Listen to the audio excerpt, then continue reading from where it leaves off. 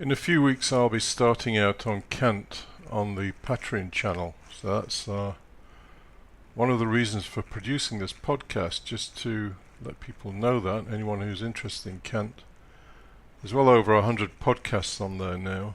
About 60 of them relate to Spinoza, for anybody who's interested in Spinoza. And I think there are about 20 podcasts on various practices that people can use for various reasons. You know, it's all out of context unless you go on there and have a look. So, Kant.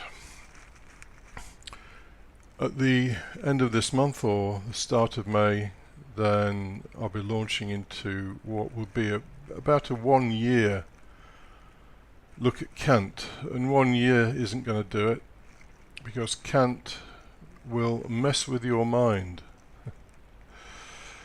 Kant is sort of like a dividing line in the history of human thought.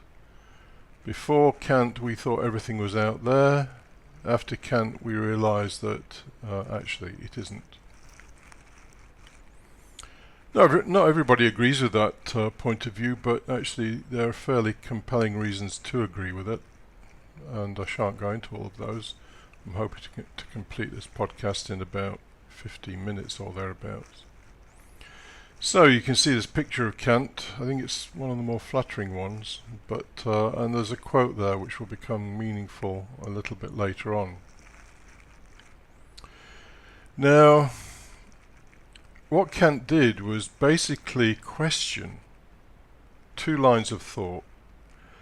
There were the rationalists who believed that we could figure everything out by thinking about it.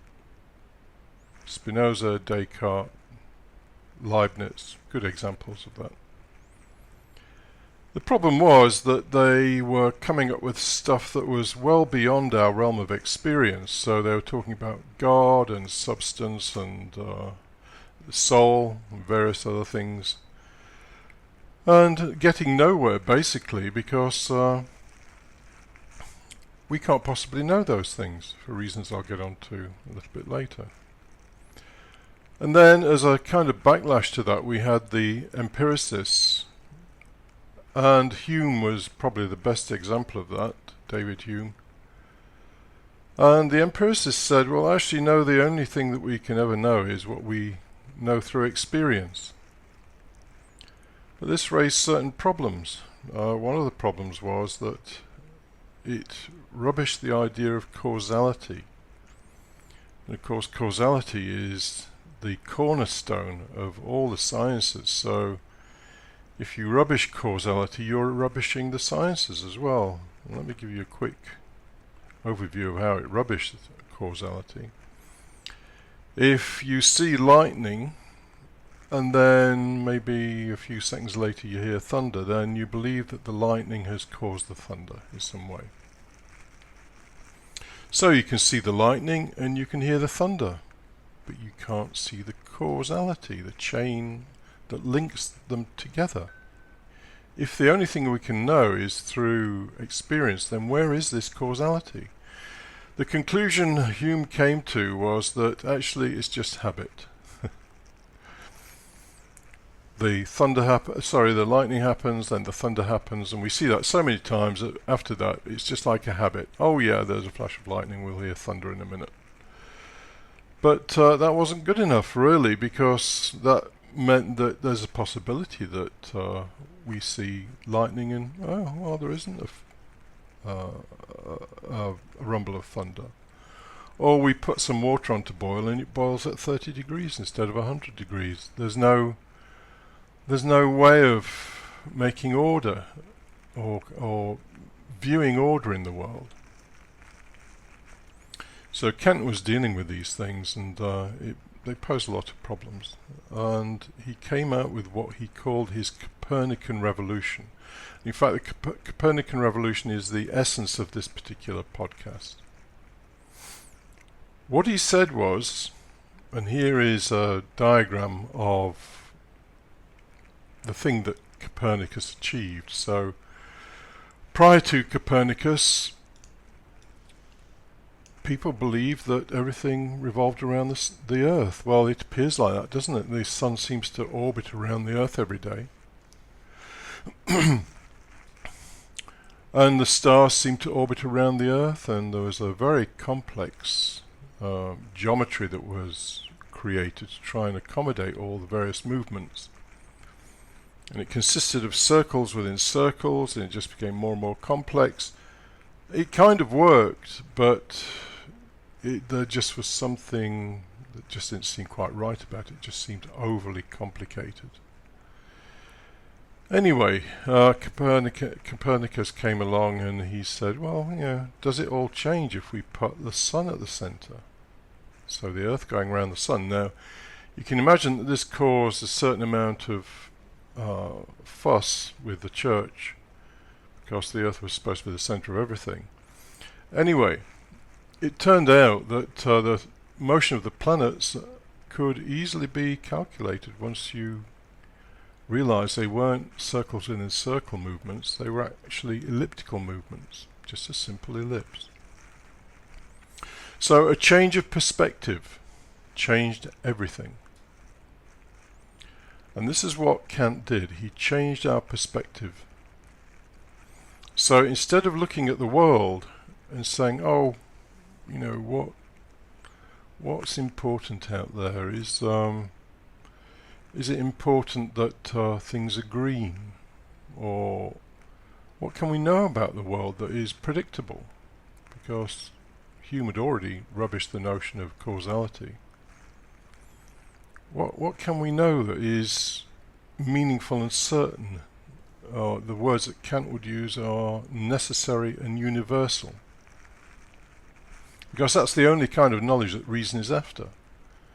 If something isn't necessary, if one day you put the kettle on and it boils at 40 degrees and then another day it boils at 200 degrees, well, there's nothing universal or necessary about that, is there? You don't know what's going to happen. So Kant looked at the world and he said, well, maybe a change of perspective might be useful. And so he came out with what he called his own Copernican Revolution. And he actually used those words. So he said, let us try whether we do not get farther with the problems of metaphysics by assuming that the objects must conform to our cognition. All of Kant is like this. Every sentence weighs a ton. There's a very amusing story at the beginning of the Penguin edition of the Critique of Pure Reason, which is Kant's main work, that tells the story of some well-known philosopher who spent half an hour starting on Kant and realized that after half an hour he was basically on the second page, but actually hadn't even finished the second page, and started to sweat and feel unwell, and in the end he just went out for a walk. Well, you wouldn't expect that some view of the world that turns everything on its head to be easy to understand, and it isn't. So anyway, Kant said, maybe if we want to understand the world, we should understand how our mind works. So instead of just looking at the world as this seemingly random collection of stuff, maybe it has some structure according to the way that our minds work. So in a sense, maybe our minds form the shape of the world for us. It isn't just any old world, it's a world that is shaped by our minds. So this is what he did, and people who study this kind of thing, for them the world has never been the same. And this ties in very well with ancient studies, ancient religions and so on. I'm sure Kant didn't get it all from there, but it coincides with those things, that world is to some extent a product of mind. And the word transcendental was used to try and explain all of this. Transcendental meaning, not in the sense that we use it today, transcendental meditation or whatever. The word transcendental really referred to what is the structure of our mind. And if we can understand the structure of our mind, then we can understand what the mind can know and what it can't know and how it shapes reality. And we can start to know things that are universal and necessary, which is what reason wants. So the analogy that I want to use is that of a cookie cutter. Now, Kant insisted that reality wasn't something we can know. Our mind shapes the world according to its own structure, but what the world actually is isn't something we can know. The structure of the mind, I'm kind of using the metaphor of cookie cutters. The cookie cutters represent various aspects of the mind. The actual dough that is there is the world as it is. We can only ever, in our interaction with the world, see those shapes. You know, this is not literally, of course, but in terms of our concepts and our ideas. So, one example is we experience everything in time. Kant is fairly adamant that time is not a property of reality. It's a property of our minds, the way our minds work. You know, I shall get onto that in a few moments. But the world as it is the dough, and the cookie cutters are the constructs in our mind that enable us to view that dough in a particular way, but it's always in the shape of a cookie cutter. Now, obviously this didn't go without some kind of resistance, and to this day there's still resistance. And there are two schools of thought really with Kant. One is, well, his definition of, or his analysis of how the mind works is, kind of useful, but let's forget the idealism bit. The idealism being that actually the mind forms reality. It doesn't create it, it forms the way that we see it or experience it. Now, this final slide, the cookie cutter world, is, I've tried to represent what's going on. Within our minds we have definite structures that allow us to perceive the world in a very definite way. And Kant divided this largely into two parts. One part was our, what he would call sensibility. We experience so-called physical reality in space and in time. Space and time are not properties of reality, they are properties of the way we see the world. He even uses the term outer sense for space. There is no out there, there's nothing that is outside of mind. It might be outside your body, but it's not outside of mind. Time is an inner sense, it's the way we perceive ourselves. We don't know what we are. We perceive ourselves in this sequence that's presented through time, birth through to death. But is there really any birth, and is there really any death? No. Obviously this gets very deep very quickly. And then to deal with our concept set and the way we think, he created 12 categories. I'm not going to go through the 12. A couple of the more important are causality. Causality is a property of the mind, the way our mind works. And because we perceive or sense things through a sequence of time, then causality gives us some ordering in time. So you kick a ball before it flies into the air, not the other way around.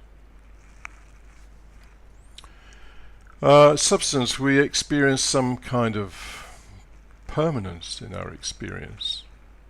And in fact, Kant boils the whole thing down to the fact that at the core of us is an integrated entity that we could call I, or self-consciousness. And that integrated entity projects itself out into the world in various ways, through time, space, causality, substance, quantity, quality. There are some great similarities here between Kant's thinking in certain areas and some of the ancients. Parmenides, who said, actually there is no change, change is an illusion. And for those who want to go down that road, that's certainly a road that can be travelled with Kant. And then we get on to the implications of all of this. The implications are that we cannot step outside of our cookie-cutter world. So in a sense it is futile for us to talk about, does the universe have a beginning? Is there a God? Do we have a soul? Is there a right and wrong? But, and this is a very important but, having established that we cannot prove those things, Kant then goes on to say, well, actually reason can be used to try and make some sense of what might be the thing in itself, reality. So, for example, one of the properties of the thing in itself might be that determinism isn't relevant. Cause and effect doesn't work in the thing in itself. And so to that extent, our real selves, what we really are, and we don't know what we really are, might have freedom.